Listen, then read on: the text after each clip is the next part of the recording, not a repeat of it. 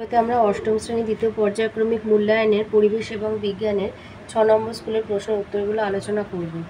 একে আছে শূন্যস্থান পূরণ করো। আয়, পারদের স্ফুটনাঙ্ক 357 ডিগ্রি সেলসিয়াস। 2, বরফের ঘনত্ব জলের তুলনায় কম। 3, ব্যাটারির প্লাস প্রান্তের সঙ্গে বা এটা পজিটিভ বলতে পারো যুক্ত তড়িৎদ্বারকে অ্যানোড বলে।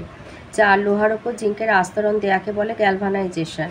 5, বিজারণের অর্থ ইলেকট্রন যুক্ত করা। 2 আছে সত্য অথবা মিথ্যা লেখো। আইতে বলেছে পোড়া চুনে জল দিয়ে কলিচুন তৈরি হয় আর প্রচুর তাপ শোষিত হয়, এটা মিথ্যা, তাপ উৎপন্ন হয়। 2 বলেছে জারক বা বিজারক পদার্থ মৌলিক পদার্থ বা যৌগিক পদার্থ উভয়ই হতে পারে, সত্য। 3 দিয়েছে সালফিউরিক অ্যাসিড একটি তীব্র তড়িৎ বিশ্লেষ্য, সত্য। 4, নির্দিষ্ট উষ্ণতায় তরলের সমগ্র অংশ থেকে বাষ্পে পরিণত হওয়াকে বাষ্পায়ন বলা হয়, মিথ্যা, বাষ্পায়ন শুধু তরলের উপরিতল থেকে হয়। 3 আয়তে বলেছে অ্যামোনিয়াম সালফেট যৌগ জলীয় দ্রবণে কী কী আয়ন উৎপন্ন করবে, অ্যামোনিয়াম আয়ন আর সালফেট আয়ন। 2 দিয়েছে জিঙ্ক অক্সাইড আর কার্বনের বিক্রিয়ায় জিঙ্ক আর কার্বন মনোক্সাইড উৎপন্ন হয়েছে, জারণ বিজারণ চিহ্নিত করো আর জারক আর বিজারক পদার্থের নাম আর সংকেত লেখো। তাহলে এর নাম হচ্ছে জিঙ্ক অক্সাইড আর এটা হলো কার্বন, এটা কার্বন আর এটা জিঙ্ক অক্সাইড।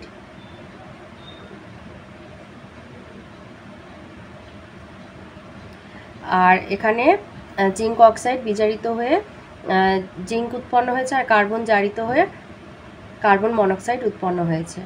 3 দিয়েছে বরফের গলনের লিনতাপ 80 ক্যালোরি পার গ্রামের অর্থ কি, এটা তোমাদের বইয়ের 35 পৃষ্ঠায় রয়েছে। বরফের গলনের লিনতাপ 80 ক্যালোরি পার গ্রামের অর্থ হলো প্রমাণ বায়ুমণ্ডলীয় চাপে 0 ডিগ্রি সেলসিয়াস উষ্ণতার 1 গ্রাম বরফকে 0 ডিগ্রি সেলসিয়াস উষ্ণতার 1 গ্রাম জলে পরিণত করতে 80 ক্যালোরি তাপ প্রয়োগ করতে হবে। এবারে আসি লাইফ সায়েন্সে। একে আছে শূন্যস্থান পূরণ করো। আয়, কৃষি বিজ্ঞানের কোন শাখায় ফল ও সবজি চাষের পদ্ধতি নিয়ে আলোচনা করা হয়, উদ্যান বিজ্ঞান শাখায়। 2 বলেছে অজৈব সার হলো এক ধরনের রাসায়নিক পদার্থ। 3, চা গাছকে যে ছায়া দান করে তার নাম ছায়াতরু। 4, ডেঙ্গি রোগের জীবাণু ফ্ল্যাভিভাইরাস নামে পরিচিত। 2 আয়তে বলেছে রাইজোবিয়াম কি। রাইজোবিয়াম হচ্ছে এক ধরনের মিথজীবী ব্যাকটেরিয়া। লিখবে ডাল সয়াবিন জাতীয় উদ্ভিদের মূলের অর্বুদে বসবাসকারী এক ধরনের মিথজীবী ব্যাকটেরিয়া হলো রাইজোবিয়াম। এরা বাতাসের নাইট্রোজেনকে আবদ্ধ করতে পারে এবং নাইট্রোজেন যৌগে পরিণত করে। 1 নাম্বার আছে শুধু রাইজোবিয়াম কি, মিথজীবী ব্যাকটেরিয়া বললেও হবে। 2 দিয়েছে ফসল তোলা, মাড়াই আর ঝাড়াই করার জন্য কোন মেশিন ব্যবহার করা হয়, পাওয়ার টিলার। 3 বলেছে সবুজ চা বা গ্রিন টিতে কোন ভিটামিন পাওয়া যায়, ভিটামিন কে। 4, মৌমাছি পালন করার জন্য কৃত্রিম উপায়ে যে জায়গা তৈরি হয় তার নাম এপিয়ারি বা মধুমক্ষীশালা। 3 আয়তে বলেছে মহামারীকে কয় ভাগে ভাগ করা যায়, কি কি, এটা তোমাদের বইয়ের 168 পাতায় আছে।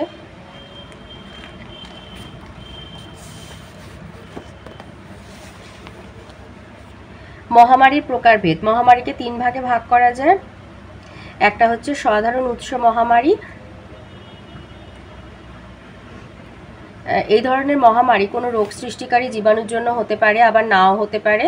জল, বায়ু, খাদ্য বা মাটির বিষক্রিয়াজনিত, যেমন ভোপাল গ্যাস ট্র্যাজেডি বা জাপানের মিনামাটা রোগ। 2 হচ্ছে সংক্রামক মহামারী। এই ধরনের মহামারী সরাসরি এক ব্যক্তি থেকে অপর ব্যক্তিতে কোনো বাহক প্রাণীর মাধ্যমে বা কোনো প্রাণীজ দেহ থেকে সংক্রামিত হতে পারে। হাম, বসন্ত, ইনফ্লুয়েঞ্জা, ম্যালেরিয়া, এগুলো সংক্রামক মহামারী। 3 হচ্ছে অসংক্রামক মহামারী, রোগ ঘটিত মহামারী, যেমন হচ্ছে ফুসফুসের ক্যান্সার, করোনারি হার্ট ডিজিজ। ওর সাথে আছে কলেরা রোগের জন্য দায়ী ব্যাকটেরিয়ার নাম ভিব্রিও কলেরি। 3 2 নম্বর প্রশ্ন হচ্ছে জোড়া কলম পদ্ধতিটি বর্ণনা করো। এটা তোমাদের বইয়ে 216 পাতায় রয়েছে।